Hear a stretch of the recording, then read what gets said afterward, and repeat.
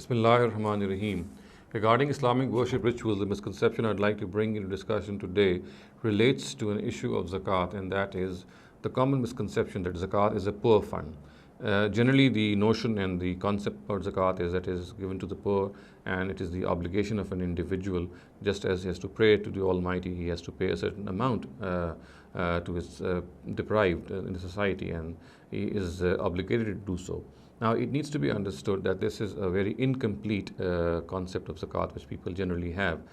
The heads of zakat which are mentioned in the Quran are much wider, and amongst these heads, obviously one of the heads is to spend on the poor and needy, but this is not the only head. And the complete concept of zakat which is mentioned in the Quran is very clear, and verse 60 of Surah Tawbah spells out these heads. And it needs to be understood that this zakat has to be given by Muslims to their state so that it can expend zakat on these heads which I'm going to just describe before you.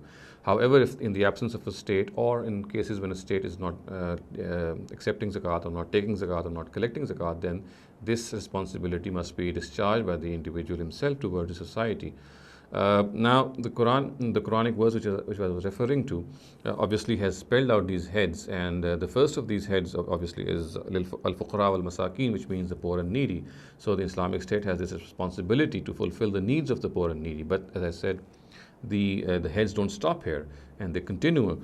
For the next head which is stated is wal-amilina alayha, which means the salaries of all employees of the state can be given from this fund, because the state is actually the collector of these funds. And as Imam Razi has specified in his tafsir under this head, it's the Imam, or this, which obviously is the representation of the state. So the salaries of employees of the state can be given through this fund. Through this fund which is collected from the individuals. So the next head which is mentioned in this verse is mu'allafatu qulubihim, which means all political expenditure in the interest of Muslims and Islam can be done through this head. We know that there are tribal areas, there are times people who need to be, at times peace needs to be brought from them, or there could be several other things. So all political expenditures in the interest of Muslims and Islam, and this could have a number of forms. So this can be taken out from zakat. The next head which is mentioned in the Quran is wafir riqab, which means liberation from slavery. And in the times of the Prophet Muhammad ﷺ, or in the time of the revelation of this Quran, we know that the institution of human bondage or slavery was prevalent in Arabia. And the Quran adopted a gradual methodology of eliminating this institution. And for this, besides other measures, it placed this head in the zakat, or the public treasury, in which slaves could be liberated from money from this fund, and a lot of slaves were set free from this fund. So this is one of the heads. Again, with the elimination of this institution, this head can be used to liberate people from all kinds of slavery. It could be economic slavery, it could be social slavery. So this head can be used for that purpose as well. Next, what is mentioned is gharimin, which means that people who are inflicted with some loss, the factory, they could have gone bankrupt. Even rich people could be inflicted with such losses. They could be inflicted with certain penalties. So all these can be dispersed through this head.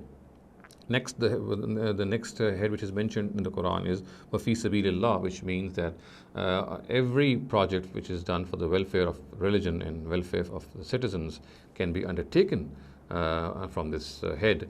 Thus, for example, anything which promotes Islam, which preserves Islam, which is instrumental in spreading the message of Islam. So the expenses which are required for this purpose can be taken from this head, and all expenditure which is done for the welfare of citizens, they also can be taken from this head. And finally, we have this head which is called wabn sabil, which means welfare of the traveler. So everything is for the welfare of the traveler. This could be roads, could be bridges, could be hotels, everything which facilitates a traveler, which helps him out in his journeys. All these things can be constructed and as I said, what needs to be understood is that this is an incomplete concept of zakat when we say that zakat is merely for the poor. As I've just spelled out, this verse 60 of Surah Tawbah, it clearly says that there are a number of heads for which this zakat money can be used. So it would be erroneous to say that zakat is merely for the poor. No, it's not merely for the poor. It is also for the poor. It's also for the needy. But then there are a number of other heads which I have just spelled out before you, in which zakat can be spent. So it is erroneous to say that zakat is merely a poor fund. أقول قولي هذا واستغفر الله لي ولكم ولسائر المسلمين والمسلمات.